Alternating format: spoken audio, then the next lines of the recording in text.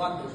वातदोष हा वृक्ष गुणात्मक असल्यामुळे त्या शरीरामध्ये वात कधी वाढेल हे आपलं समजून घ्यायचं. देशामध्ये तर सर्व काही साधारण, ठीक आहे, जास्त पर्जन्यमान नाही, जास्त उष्णता पण नाही, त्यामुळे साधारण. पण वृक्षता असल्यामुळे शरीरामध्ये वात वाढेल. पण शरीरात वात वाढताना आपण कोणते अन्न ग्रहण केलं तर वात वाढेल. जसं की कोरडे अन्न घेतलं, आपण उपवास जास्त ठेवला तर शरीरामध्ये वात वाढेल. आणि वाढल्यामुळे काही लक्षण दिसतील, जसे की सांधेवात, निद्रानाश, त्याचबरोबर त्वचा कोरडी पडेल. तर हे जर लक्षण दिसत असतील त्यावर आपण कोणता उपाय करायला पाहिजे? तर त्यावर उपाय म्हणजे आपल्याकडे दोन प्रकार आहेत, एक स्नेहल आणि एक बस्ती. तर स्नेहल म्हणजे त्वचाला स्निग्ध करणे. आता त्यात दोन प्रकार, एक एक्सटर्नल आणि इंटरनल. इंटरनली आपण तूप घेऊन त्वचाला आतून स्निग्ध करू शकतो आणि एक्सटर्नली आपण तेलाची मालिश करून त्याला स्निग्ध करून म्हणजे आपला जो आता संधिवाचा त्रास आहे तो कमी होऊ शकतो.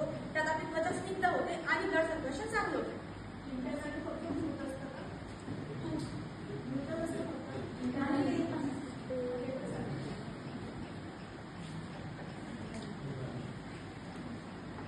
आणि सेकंड बस्ती.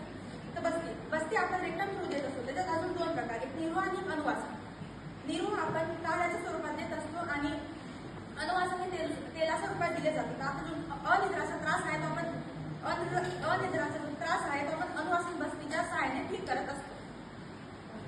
तर एक दोष झाले. आपला पुढचा दोष पित्तदोष.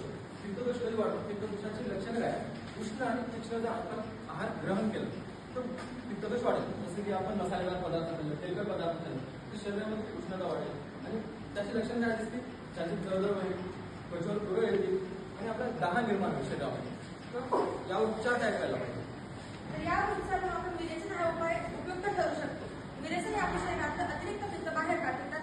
त्यात मेनली टार्गेटिंग ऑर्गन्स आहे लोअर गॅस्ट्रोइंटल, इंटेस्टाइनल ट्रॅक्ट आणि लिव्हर.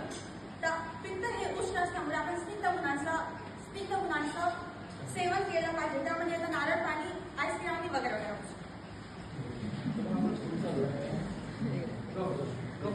स्निग्ध, त्यामध्ये स्निग्धता आपण आपल्या देशामध्ये जास्त स्निग्धता पण नाही, साधारण देश आहे. तर स्निग्ध काय असू शकतं? आपला आहार आणि व्यायाम. व्यायामामध्ये काही आपण जर व्यायाम कमी केला तर शरीरामध्ये कफ वाढू शकतो. आणि स्निग्धता आहारामधून कसं भेटेल? आपण जास्त गोड पदार्थ खाल्ले आणि जर काय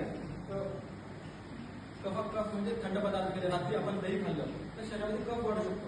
तर कफ कमी कसा करायचा? त्यावर उपचार काय? त्यावर दोन प्रकारचे उपचार, एक व्यायाम म्हणजे एक्सरसाइज, सर्वांना माहीतच आहे. दुसरं आहे वमन म्हणजे व्हॉमिटिंग. तर त्याच्यामध्ये आपण मदत फळाचा वापर करतो. मदत फळ एक आयुर्वेदिक औषधमध्ये अत्यंत महत्वाची वनस्पती आहे, ज्यामुळे आपल्या शरीरातले दोष बाहेर पडतात.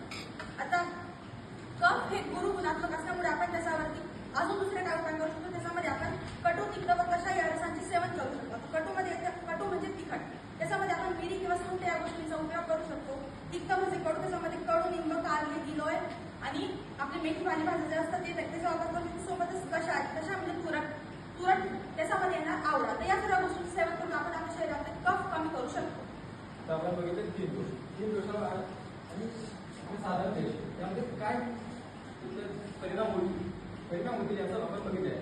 तर अनुदेश, चांगला देश यांच्यापेक्षा साधारण देशामध्ये महत्वाची प्रगती चांगली असते, साधारण असते. आणि इन केस कोणते रोग उत्पन्न झाले तर ते ठीक करण्यामध्ये आपल्याला जास्त कष्ट द्यावं लागणार आहे. कारण आपली प्रकृती आणि निसर्ग आपण साथ देतो की सर्व काही साधारण समतोल आहे, ठीक आहे. तर मग आपण स्वस्तपणे समजून घेतो. स्वस्त काय असते? आपले श्लोक आहे, स्वतःचा श्लोक असं सांगतो, प्रसन्न आत्मेंद्रिय ते विधे, ठीक आहे. तर मग आपण याच्यामध्ये दोष समजून घेतो, ठीक आहे. मग यानंतर जे काही इन्फॉर्मेशन आहे, आता आम्ही काय सांगतो दोषाबद्दल, तर त्यानंतर सांगणार आहे या ठिकाणी कोणत्या प्रकारची वनस्पती असतील किंवा हवामान कसं असेल तर माझं समोरचं पाठवू शकतो. थँक्यू.